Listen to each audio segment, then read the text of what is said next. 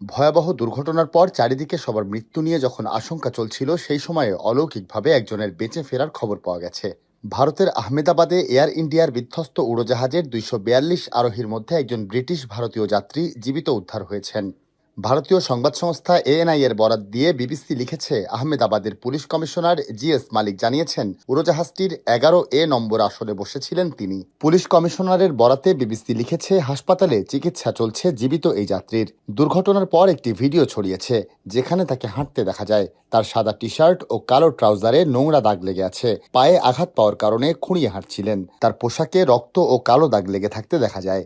ভারত ভ্রমণ শেষে যুক্তরাজ্যে ফিরছিলেন রমেশ। এয়ার ইন্ডিয়ার বোয়িং ৭৮৭-৮ ড্রিমলাইনার উড়োজাহাজটিতে সঙ্গে তার ভাইও ছিলেন। দুর্ঘটনার পর সেই ভাইকে খুঁজছেন তিনি।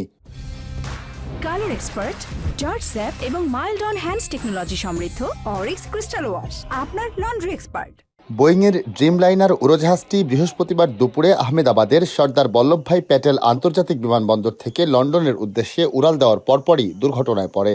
উড়োজাহাজটিতে ২৩২ জন যাত্রী এবং ১০ জন ক্রু ছিলেন। যাত্রীদের মধ্যে ৫৩ জন ব্রিটিশ নাগরিক, একজন কানাডার এবং ৭ জন পর্তুগালের নাগরিক, বাকিরা সবাই ভারতীয়। সোশ্যাল মিডিয়ায় আসা একটি ভিডিওতে দেখা গেছে, এয়ার ইন্ডিয়ার উড়োজাহাজটি খুব নিচ দিয়ে উড়ে যাচ্ছে এবং কিছুক্ষণ পর সেটি ভূমিতে আছড়ে পড়ে। বিস্ফোরণের পর দেখা যায় আগুনের গোলা। এনডিটিভি জানিয়েছে, উড়োজাহাজটি যে ভবনে বিধ্বস্ত হয়েছে সেটি আহমেদাবাদের বিজে মেডিকেল কলেজ ছাত্রদের হোস্টেল। দুর্ঘটনার পর বিভিন্ন ছবিতে দেখা গেছে হোস্টেল ভবনটির ব্যাপক ক্ষতি হয়েছে। উড়োজাহাজের ধ্বংসাবশেষ ও চাকা ভবনের যে অংশে আটকে গেছে সেখানে মেডিকেল ছাত্রদের ক্যান্টিন। সেখানে সারি সারি টেবিলে খাবার সহ প্লেট রয়েছে। উড়োজাহাজ বিধ্বস্তের পর টেবিলগুলোতে ধুলোবালির আস্তরণ জমে গেছে। শিক্ষার্থীদের মধ্যে অন্তত ৫ জনের মৃত্যুর খবর দিয়েছে ভারতীয় সংবাদ মাধ্যম। আরও অন্তত ৫০ জনকে হাসপাতালে নেওয়া হয়েছে। উদ্ধারকর্মীরা এখনও সেখানে কাজ করছেন। দুর্ঘটনার পর আহমেদাবাদ বিমানবন্দরের কার্যক্রম সাময়িকভাবে বন্ধ রাখা হলেও পরে আবার খুলে দেওয়া হয়।